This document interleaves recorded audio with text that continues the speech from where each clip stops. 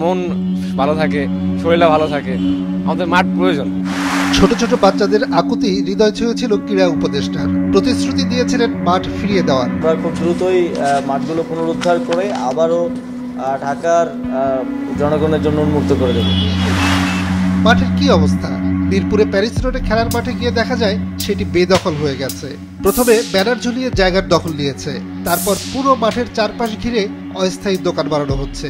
সরকার পতনের পর প্রথমে মাঠের চারপাশের গাছ ধ্বংস করা হয়, তারপরও প্রাণ ফিরে পাওয়ার চেষ্টায় ছিল গাছেদের, কিন্তু এখন মাটি খুঁড়ে শেকড় শুদ্ধ উপড়ে ফেলা হয়েছে।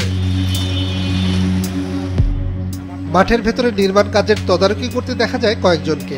জানান মেলা চলবে 1 মাস, এ কারণে মেলা যতদিন চলবে ততদিন স্থানীয় বাসিন্দারা এখানে অবসর সময় কাটানো, মর্নিং ওয়াক, খেলাধুলা বন্ধ রাখতে হবে। তবে মেলার আয়োজক কারা সেই প্রশ্নে তারা একে অপরের দিকে দেখিয়ে দেন। কাজী এন্টারপ্রাইজ থেকে এই জায়গায় মেলা হইতেছে, স্টল যেটা আছে ওরা হইল কাজী এন্টারপ্রাইজ, এসপিজিআরসি হইল ওগুলো লোকেই যুক্ত আছে।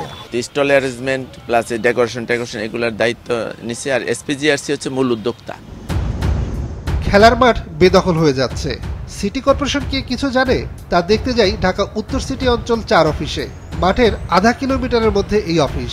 আঞ্চলিক নির্বাহী কর্মকর্তা জানান মেলা আয়োজন করতে হলে বাণিজ্য মন্ত্রণালয়, ঢাকা মেট্রোপলিটন পুলিশ এবং সিটি কর্পোরেশনের অঞ্চল 2 এর অনুমতি লাগবেই। একটা মেলা আয়োজন করতে হলে আপনার বাণিজ্য মন্ত্রণালয়ের লিখিত অনুমতিপত্র নিতে হবে, তারপরে ডিএমপির অনাপত্তিপত্র নিতে হবে, তারপরে সিটি কর্পোরেশনের অনুমতি নিতে হবে।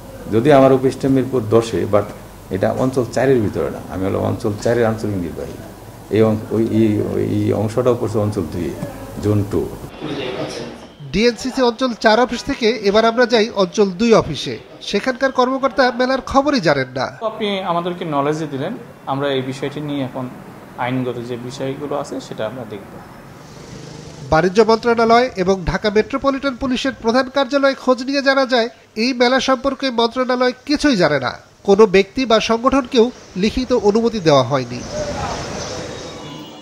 এসপিজিআরসির মিরপুর অফিসে যাই আমরা।